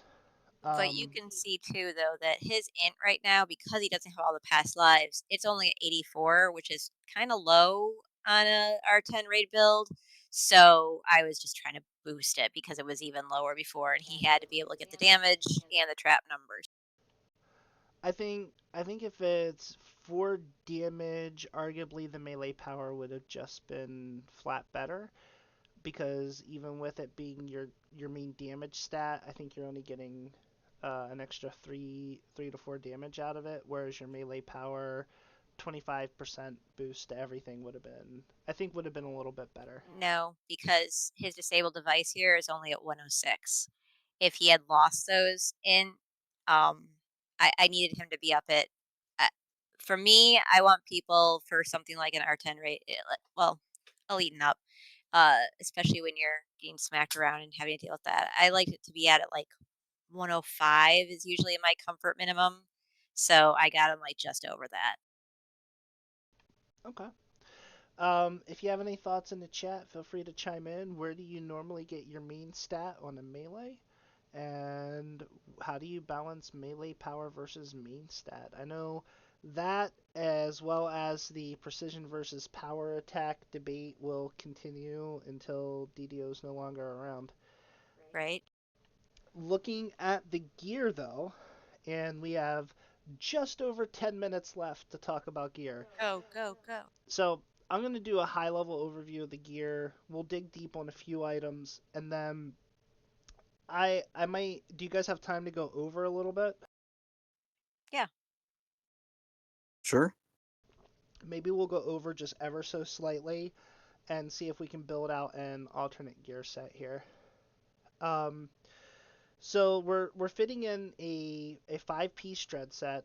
So we have the dinosaur bone helmet. We have the I gotta search for it. We have the magma waders. We have the dinosaur bone cloak, and then we have the weapon and the offhand. So that kind of rounds us out pretty nicely.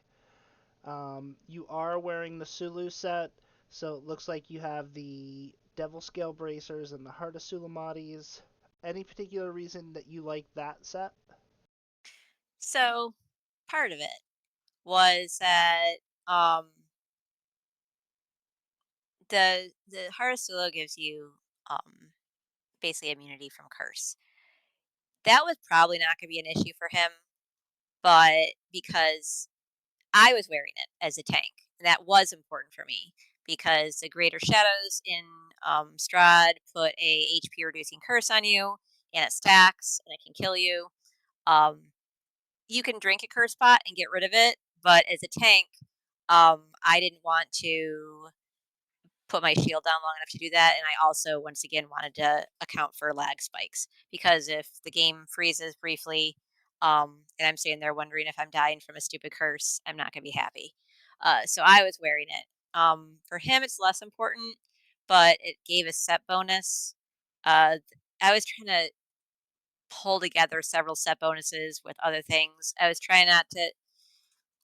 This was back in early March that we did this Strahd push. So we didn't have the time at that point. It, like the Forgotten Knowledge set and all those sets were still pretty new. There was no way we could have gotten anything out of there. So I was kind of trying to cobble together the set bonuses that I thought would stack okay together and give him what he needed. This was a decent set bonus. It gives what is it? Melee power, double strike. I can't remember the thing that gives it.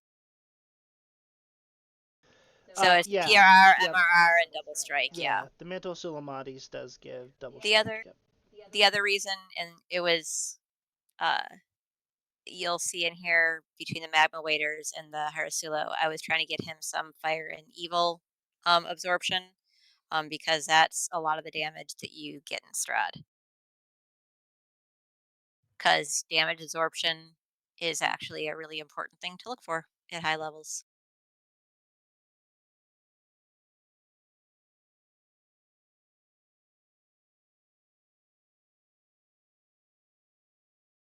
So I don't remember on here what your absorptions were. Let me pull it up.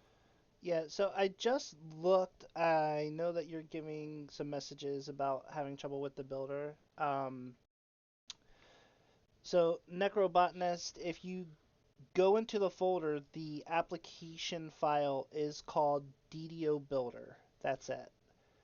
It's not the configure. There's two files named DDO Builder. One is the configurations setting, and then the other one is the application. It's just called DDO Builder.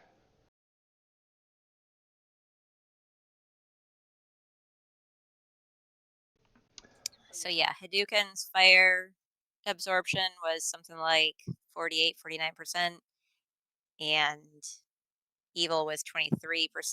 In that, when you mix it in with the damage absorptions from Macrotech, gave more survivability because on R10, those flame skulls are super nasty. So you were using this as your artifact for the Heart of Sulamatis, and I see what you were doing with the Dino set.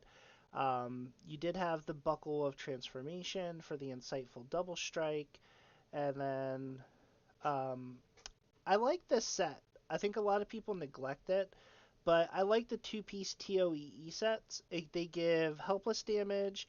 They do give additional melee power in the artifact set. And you have this Flame and Frost here that's giving him dodge, insightful MRR, fire resist, cold resist, and it pairs with these Eternal Flame Guard lenses. Most of my melee sets um, do start with these Flame Guard lenses because they have the deadly, double strike quality, double strike on them. They're a really Yeah, nice item. It's going to hard to be replace. really, really hard to replace that to get all that in one spot. So, Yeah, all right. So, looking at the gear set, I mean, I see what we're doing, especially with the red dragon hide armor. I know people have started moving away from the dripping with magma for the damage over time. There's just different options that are available now.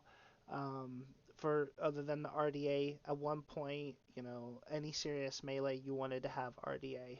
So let's do something scary, and let's throw it out the window. go crazy.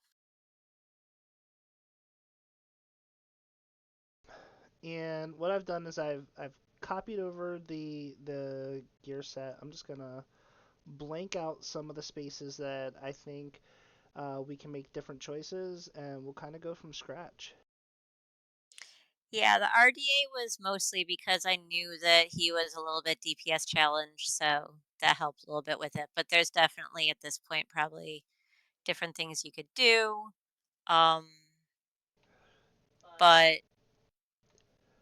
yeah, I'd say So keep an eye out for absorptions. I'm gonna. Were you using heavy armor, Hadouken? No, you were No, using medium light, No, light. or light, light light, right? for evasion. Light for evasion. Yep. So there's this new university set, and I just want to show you this. So this university set, it's going to come with PRR fort parrying. It's going to automatically give you FOM. There's also an MRR version on there out there as well. And they have some really nice artifact set bonuses that consolidate a lot of stats. They are really nice sets. So if you look down here at the Devil's Infernal Dance, it's going to give you a +3 bonus to all ability scores. It's going to give you your double strike, your fort bypass, as well as melee and range power. And there's a really nice cloak that's a part of this called the Duelist Cloak. So just as a And the Duelist Cloak is going to give you that insightful double strike. It's also going to give you insightful armor piercing, as well as quality accuracy. What were you saying, Grace? an important thing to remember, and again, this is one of those things that mostly applies to just the R10 rating and not anything else, is the cloak slot. You always have to be careful with it. And in the other set, I didn't have a choice, so it ended up being a dinosaur cloak. So, it's just kind of the same situation as here. You're swapping a set for a set. There's nothing you could do about it. But you usually had to be aware that not to have anything absolutely vital on it because that is one of your main swap points for spell absorption. Spell absorption is hugely important in our 10 raids. And what is it? 3 of the items are cloaks. So, especially the easiest to get one, so Fairland cloak, and then the jewel cloak and the two Fairland cloaks and the jewel cloak. Um, is I think what I have in that cloak slot. So, um, just be careful if you're slotting set bonuses or augments that you keep that in mind always for a cloak slot.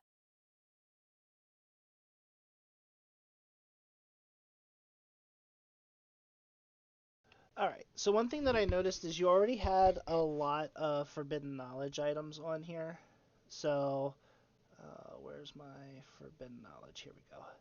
So for some reason it's I think I only had not one counting the or blade two. mark amulet, and I don't know why. But this ignition is a really nice bastard sword. You can upgrade it. It has paralysis on it. It has slay living. It has flaming blast. It is planar searing. It has the you can upgrade it for the warp souls effects and this unleash storms, which is going to deal massive electrical damage on crit. It's also going to put us into that forbidden knowledge set. I believe for rune arms. Let me double check.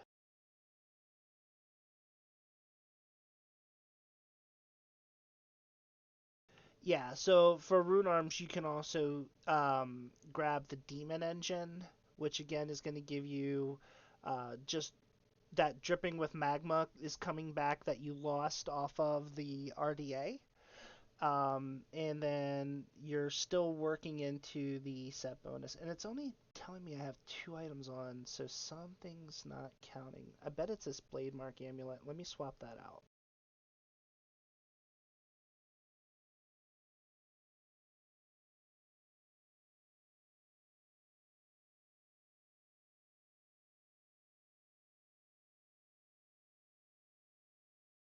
Must have just been because of the builder update. And then one of the items that I really love here is the dark six finger gloves. One of the things that they have on them is clicky, and you get 6 uses of dark discorporation. Let me show you that.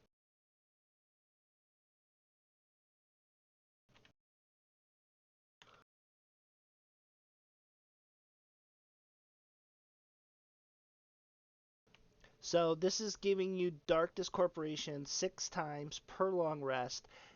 It's going to make you invis. It's going to give you 25% incorporality. It's going to reduce all damage by 50%. So pop a shield and pop this ability, and you're basically reducing all damage by 75% on yourself for a short time, which is quite nice. Um, Let me go back though. So we need one more item, and it would probably be one of the belts.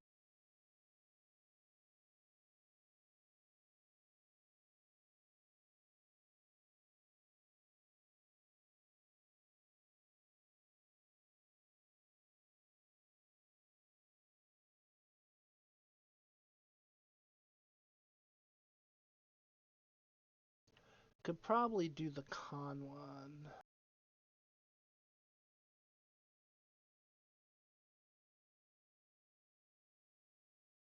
Now, are you aiming for the Forbidden Knowledge set or the Devil's Infernal Dance set? Both. I'm getting Okay, both. One is giving me the profane abilities, one is giving me the right, the artifact. artifact. Mm-hmm. So I have both going here. So quality fort, quality sheltering, vitality. This is profane life force. That's different. So I think we stacked up those bonuses nicely. You'll need the helm. Which helm? Well, for Devil's Infernal Dance, it's a three-piece set, so you need the helm, armor, and cloak. Yeah. Yep. I have helm, armor, and cloak on. Yep. Okay. Yep. I already took care of both sets. And let me look at how much overlap there is, because I think Temple's Inferno I get the helpless damage and the fire spell power out of, and that's it. So the melee power is doubling up. But let's just kind of take a brief look at where we're at. So we're at 73% double strike. We are at 227 melee power, but we haven't really fleshed through everything yet. Um, Fort Bypass is up to 120. So then Yep. at that point, that kind of becomes a no-brainer to swap precision out for power attack, I think. Um, it's still not a no-brainer. It depends on where we get the melee power to, I think. Because again, remember, it's fort bypass, but the mobs at R10 are going to have a ton more fort. So just like you will, like none of us are walking into R10 with 100% fort. So it depends. This isn't a huge sneak attack build, but it does matter. So I would say it still depends. But part of that is just like I tend to have a preference for fort bypass, um, partially because I play a lot of rogues and other things that benefit from that. She's Um, sneaky. yeah, I think for this one, it's really you could probably go either way. I'm not certain. I think that we probably have to flesh out the build enough. So if I swap the first ring you had to an int ring, I haven't done augments yet, but so far I lost 6 int. So what I'd probably do now is look for my quality and insightful int. So the quality I'm gonna find in the pearls, I think.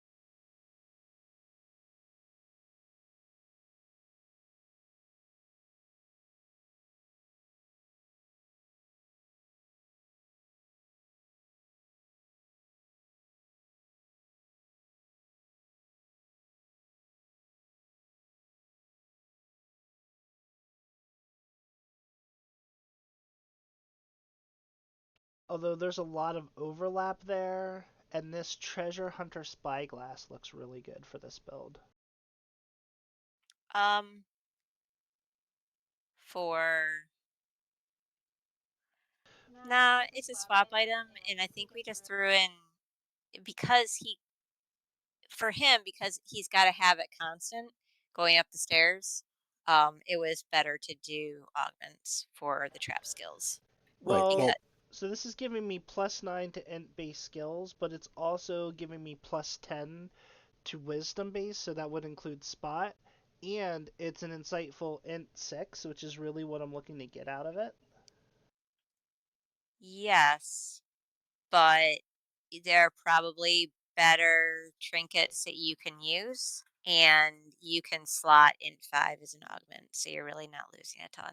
right. Also remember that while I'm on the stairs, I'm not fighting. Yeah.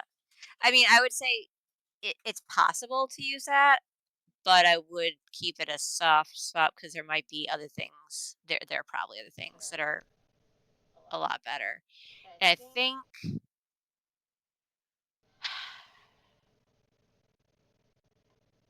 I don't remember. Hadouken would know better. Like I Hmm? when I did it, I also tried to make it so that I knew he had at least some of those items, so that he wouldn't have to go shopping through DDO for everything. Right. Um, So I also had a key lock ring just sitting there going, okay, what do I need to augment? What can I just pop the key lock ring in for the stair run? Yeah, yeah. So we're doing a little bit of theory crafting now. So yeah. Yep. we're gonna depart from that and see where we can take it. So let's okay, so maybe we do the jar of brain essence because that's gonna give us quality in. Yeah, I would grab quality off of a item before insightful because you can't slot quality. So We can also pick up quality in on boots.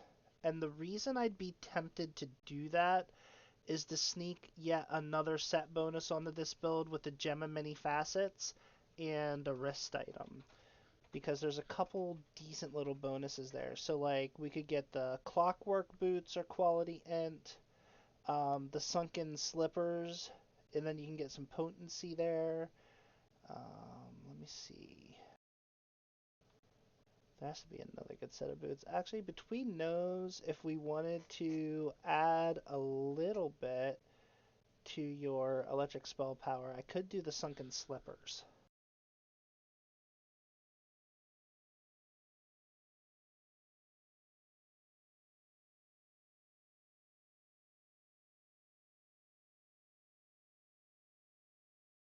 And then we're going to look at the name set bonuses. So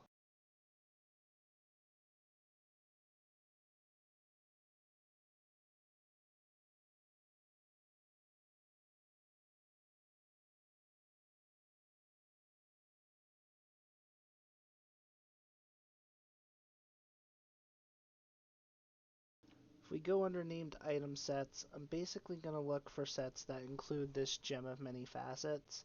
And then we're going to look for something that is the bracers. I think the Raven's Talons are gloves. Yeah, they go on your hands. I think it's really. Is it just Volkor's Might? I believe so. Okay, so what is Legendary Volkor's gonna give us? Why don't you? So a little bit. So it's gonna give us some flat damage, some crit damage. Vol. Can I? Go ahead.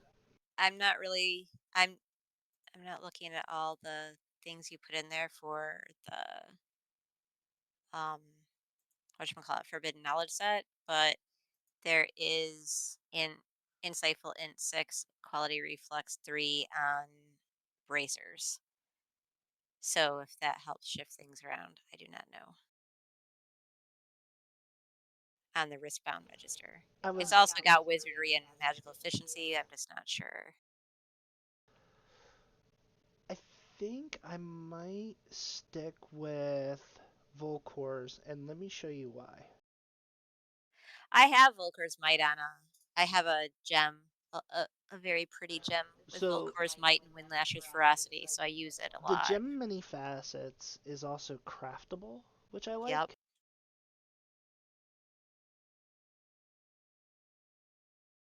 And for those who don't know, you can, in fact, remove the crafting and then add different things back on it without screwing it all up. I've done it.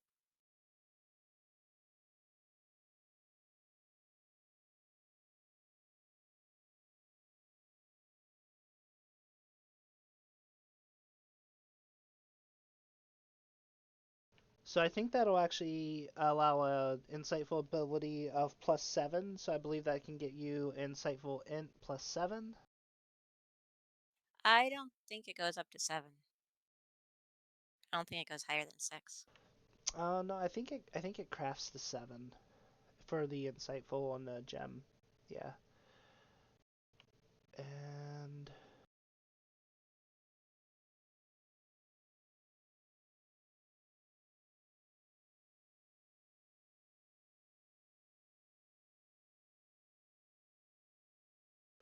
all right, so there's some Volkor's Might.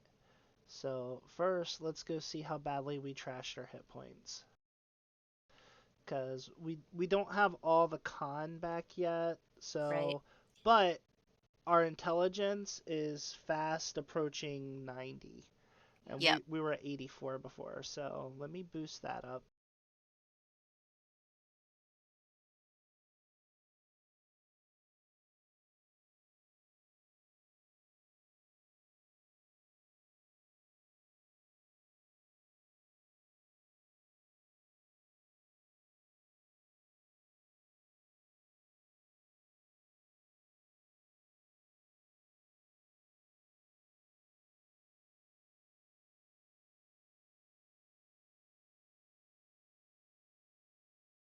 All right. Now that we have the augments in for Insightful Con, Insightful, I'm sorry, Festive Con, Festive Event, Globe of True Imperial Blood, that actually puts us at 90 and even, and Yep. that's going to put us at 3,800 hit points. So we would have to look at hit points, look at what we lost, where we lost it.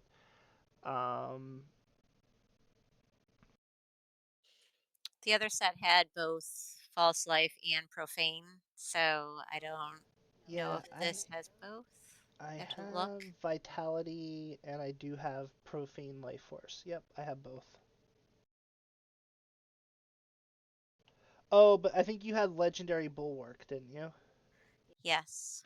Yes. Although I'm not sure if Hadouken was actually, I don't think he was actually able to do that for his build set. Because I don't think we were able to go out and farm up 3 stable stones for him. So if I was willing to give up the ring slot, I could do that. And all I'm really gaining from the rings at this point is 15% helpless damage, and your helpless damage is 73 right now. I don't think I'd want to give that up. And I think that you're gonna like the hit points a little bit better. Um,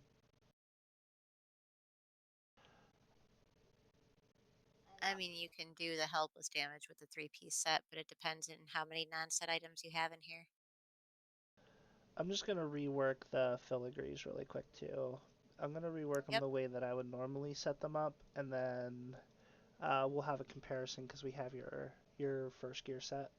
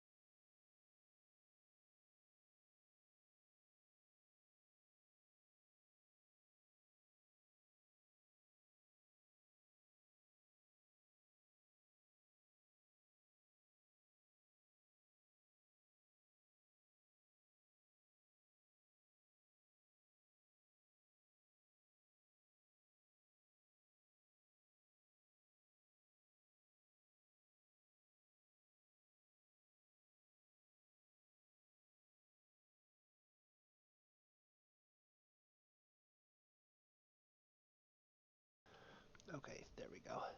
So now you're up to 266 melee power. Double strike stayed around the same. I need to get the essence of the dark diversion in here. What are your elemental absorptions at?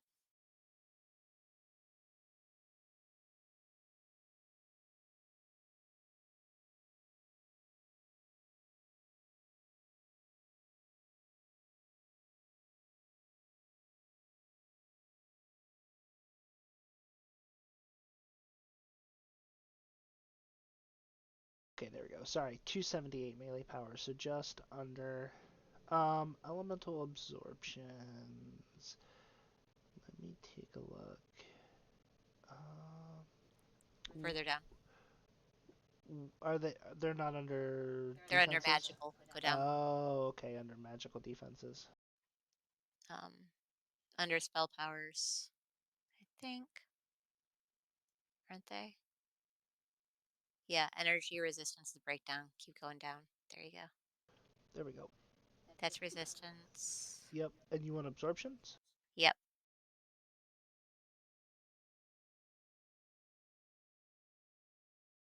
So this is where you get in a tricky territory, right? Because the stats are better, but for this particular situation in Strahd, um, the flame skulls were wiping people. Um, and so that fire and evil absorption was actually kind of key in survivability, especially on the stairs. Especially since the flame skulls were the most likely to see you in when you were in sneak. They have crazy detection skills. So um, I I don't I don't know. I think it's probably important to have that high fire absorption because we have it at close to 50%.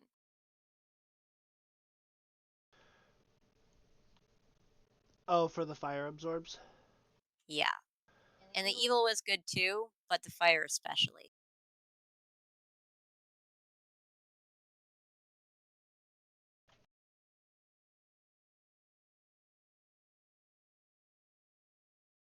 Yeah, I mean basically the Heart of Sulamates is one of the best fire absorption items. Yeah. It's So gonna there And the give was magma you waders. in the original build there was 23% evil absorb and 48% fire absorb. Yeah. yeah. Can't. What boots do you have going on? Well, I did the in boots. That's what I was just looking at. Because magma waders have a 36% fire absorbs. And let's see here. See, if I gave up the ring slot, um, I could swap the boots and for How the many quality in there. how many non-set items do you have right now? Two, but if I start playing around with the ring, it would be three. So then play around with the ring slot, and then you'll have three, and then you can slot the three-piece for bypass set, the gem set. Why do I want the fort bypass set? I don't Isn't think. that, oh, or helpless damage, I'm sorry. You could do a three-piece helpless damage set. Yeah, you could do a three-piece helpless damage set and then be even. Yeah, because you're at 100 fort bypass here. Right. So, because that's what you were looking at losing, right? So if you lose the ring, you have three non-set items. You use those as your helpless augment set, and then you have the magma waders in the boot slot that gives you the fire absorb. So you could pick up the Ring of Changes. The Ring of Changes is spell resistance as well. Spell resistance 38, which wouldn't be the worst thing. There's also the Ring of the Unlocked Mind. That's going to give you saves against enchantments, Quality Impulse, and Spell Lore. But between those two, I actually think you'd get more mileage out of the Ring of Changes. Yeah. Because like in Strahd, I would say probably the damage is either coming from range because of stupid archers, or it's spell damage. There's a lot of spell damage in Strahd. Magma Waders can also be a main stat for Wisdom as well. So that's kind of nice. You're still at plenty of fort bypass. I actually would put bulwark on these items.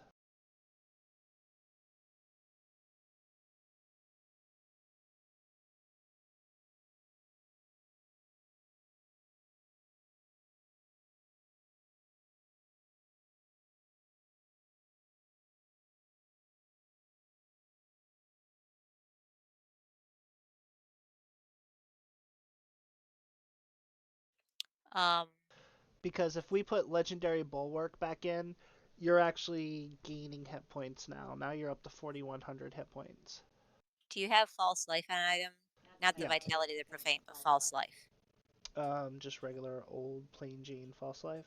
Yeah, because if not, you can I put a augment it. deception item on. If I swap the deception, I think I could swap that for false life. Well, you could also just put false life in on an augment. It's an augment. Oh, that's true. What's the new one called again? Ravels something something. Oh, I don't remember.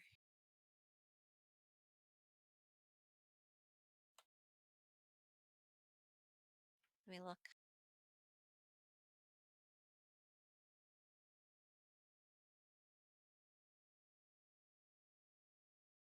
No, that didn't change anything, so that must not be it. I mean, it is the So, right one, but I already have that bonus somewhere. okay.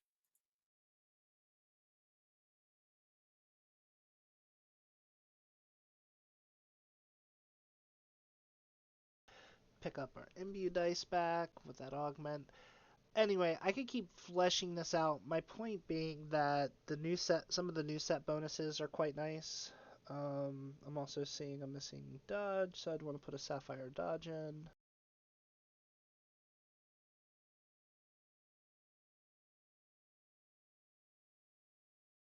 And you do want to slot the trap skills. Yeah, and you do want to slot the trap skills, but overall, looking at this, I think that we can definitely gain some you could definitely gain some DPS. You can gain some more defenses. We picked up some PRR. Um, I should slot a sheltering effect, so that will bring the MRR back up. Um, we were able to give ourselves a little bit of a boost to our melee damage. We were able to boost our main stat. We were definitely able to increase our tactical DCs for stun. So I know we looked at this earlier with the build. Um, oh, that's so weird. Okay, so I did this wrong. I did stunning instead of sunder bonuses. Let me go back. Yeah, it's for Sunder. You could also craft resistance. It doesn't look like you have a resistance item. You can craft that on the gem. Yeah, I didn't fully flesh all the augments out yet. Yep.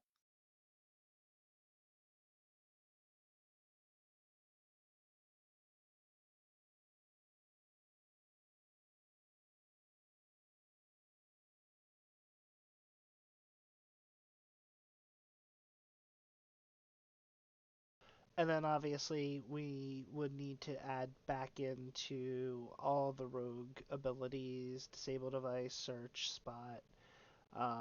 But it looks like we're going to be able to get those to a pretty decent place. So looking at the DCs now, I would be able to get the Mighty Slam up over 100 for the DC. So Yep. that would have landed a lot more frequently too. So yeah, just I think that's all the further we're gonna take it. We're actually 20 minutes over, and I really appreciate you. Yeah, no problem. Yeah, it's good stuff. I think the thing that is really important to remember about all this, even if it's not this specific build, but for people who, because we get these questions sometimes, we get people surprised, like when you're running an R10 raid, it's different than anything else in the game. It's different than R10 quests. It's different. And you have to specialize in the builds that are going to work for you, just running around in low to mid Reapers or just regular raiding or whatever, are not necessarily going to work from raid to raid or roll to roll in an R10 push. You really have to look a lot more closely at what specifically do you have to do, and you really have to focus on it a little bit more than um, you would in lower difficulties, which makes it more of a challenge. But it is doable, even if you don't have all the past lives, even if you don't have all the Reaper points, just like Hadouken didn't. We had our Pale Master that was supposed to be in the group have to pull out, I think, that week. And one of our guildies literally rolled up a first life Pale Master and did great and ran the push with us. Um, he had to be a lot more focused, but you can do that. So you just have to really think about what you absolutely have to have out of a build before you do it, and that's where you start from. And there's some things you might have to let go. You might not be able to do everything, but it's a team, so you all have a role. So this build is more of a push. I'm gonna post it in the forums. You'll be able to find it there. I'll post this video alongside of it. Hadouken, any final thoughts on how playing the build felt? Um, so as I said before, the um, that's one of the more durable characters I've ever played because I've never actually played a tank. Um, I just felt incredibly durable and able to put out decent damage with an an incredibly large amount of utility for the survivability and damage that I'm doing. Yeah, having him be able to cast the epic mage armor with all the buffs on it um, helped everybody in the party, so it increased everybody's DPS, increased everybody's survivability. Um, the mass unbreakable force field helped the entire raid party a few times. Um, Yeah, the math shields, the individual shields, the yeah, shield buff, the minute long buff, the other minute long buff. Just so many little things that I can add that are outside of the primary role of what the character was there for. It just made this character really, really good for what we were doing. Yeah, the utility was really important, and I think especially since we'd had so many shifts in that last week, it was incredibly more like we had like poor Esmian. I think he finished. We finished That gearing. morning. No, he finished leveling that day. We finished gearing him in the raid party. We were pulling together filigrees and augments. So, and he stepped in and did an awesome job. But all of us working together and some of those buffs and things that helped all of us, including people who just had to step in. So it gave everybody a little bit of a wiggle room. And that particular day, DDO had a lot of lag spikes. We had some really bad ones, and those extra protections, I think, saved us a couple times. Hey, thanks for the shout out, man. You're welcome. Shout out to that one raid build that what was it? Alchemist. Alchemist thrower, Yeah, alchemist dagger thrower, and it was good. used it for all of one raid. This is and then Esmian. TR'd. Welcome to the stream, Ez. I've actually been sitting here for a while. Yeah, he He's snuck been in about an commenting. hour ago. Yeah. All right, so Arcarian says in chat, think I had a commercial. Did you list the filigrees? Yes, I did list the filigrees I put back in. Just went with a standard set, Sucker Punch one against many, Sucker Punch, 4-piece Dreadbringer with Tactics PRR, 4-piece Shatter Device with Attack and Damage and Armor Piercing, and then 3-piece Treachery. I went double melee power and single threat redux. That gets me to a minus 80 on the threat redux overall. If you really wanted to be cautious and get to 100, you can. You just swap out the Dark Diversion Augment for a second Treachery threat reduction filigree, and then that would get you to your negative 100.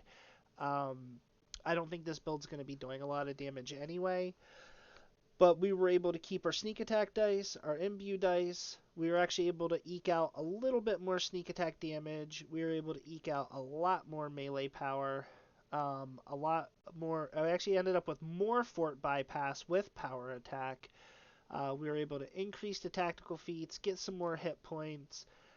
We definitely increased our poor electrical spell power. We more than doubled it, and that's even before Yeah. we augment it. Um, That's my bad. but the trade-off is we lost Evil Absorb, and we lost we lost. Fire absorb. No, Now we added that back no, in. we added the Fire Okay. Absorb back Yep. in, so we're good on Fire Absorb. So we lost some Evil Absorption, and How's the hit points? that 4100. Okay. Yep. That's slightly better. Yeah, I have to finish augmenting this out. I think you did pick up some additional damage bonuses. Again, these damage bonuses are small, and this crit threat range of 16 to 23.5, that is nothing to write home about. That is not great. But the main Not your purpose job. of this build was not to bring the big deeps to the party. This was our trapper, our buffer. This was, hey, we need everyone in the party to take less damage. Oh, and by the way, in addition to all those things, once they're done with that job, they can put their mini DPS hat on and help the party out and actually contribute something meaningful to DPS. Yeah, these R10 raid pushes are not a situation where everybody goes in and throws up the big numbers. Like a lot of people do, but people have roles. And if Hadouken hadn't fulfilled his role the way he did, which was awesomely, nice job, Hadouken, we wouldn't have completed the raid. Like we'd be done with the stairs. So it's vitally important for people not only to fulfill those big DPS numbers, but also the other roles that are incredibly important. Um, those Right. support roles are key. You got to be able to get your DPS players to hit where they need to hit, and they can't do that if they can't get past the stairs. All right, Yeah. so I'm gonna finish posting through some of the augments for this build. I'm gonna get it posted up this week. Also, check out my YouTube channel. Feel free to hop into Discord where you can ask your questions anytime. Most of the folks I've had on the show now are guildies and they hang out in that Discord. They're more than happy to occasionally, sparingly answer questions. Um, just keep in mind they like to play the game as well. I only put that disclaimer out there for that reason. Sometimes they're not always available, but would love to interact with you guys, hear your thoughts. Next week, I'm going to be covering a build that's been talked about a lot, both in the forums, and I've gotten some questions in Discord recently. And I said, hey, I have this show. I should totally cover this build. So next week, we are going to talk about a summoner build.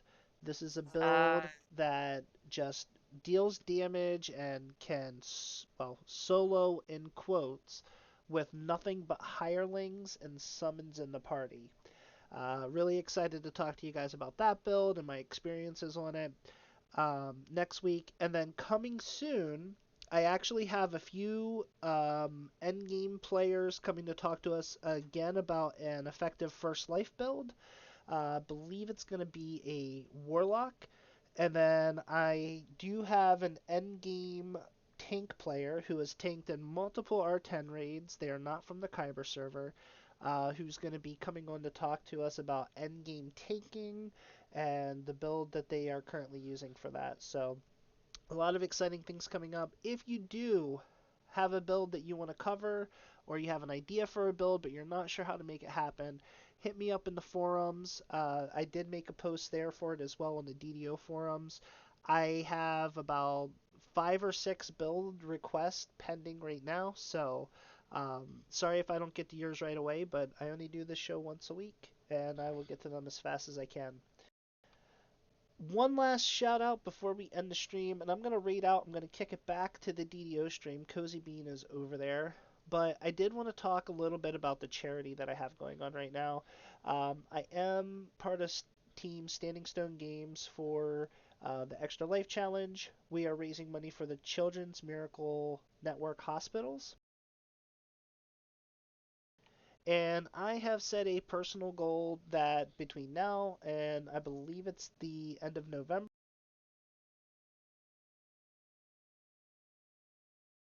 um, in lieu of any channel subs or follows or bits or anything like that, if you have $1, if you could throw it to the kids, would really love to hit this goal and help Standing Stone Games hit their goal to ultimately help Extra Life reach their goal to help these kids out. So, really appreciate you sticking around for the stream, and I'm gonna read out the Cozy Bean as Can you throw a link down there maybe for the Extra Life donations? What's up, Greg? Cool. as I know you have some type of story or anecdote that you can share to take us out. Oh, geez, about what? Put him on the spot. All right. Just got my alt Second Life, so it's nothing fancy, but just got it back to cap on the survivable cleric build that we have, and it's hitting, man. It's a nice healer. You know, it's my first time healer, so check it out if you want to try out healers. Awesome. Look at Thanks, you giving guys. I clerics really love. appreciate you joining. Now we're going to kick it over to Cozy Bean on the official DDO stream. And I think she's still doing her birthday week celebration. So here we go.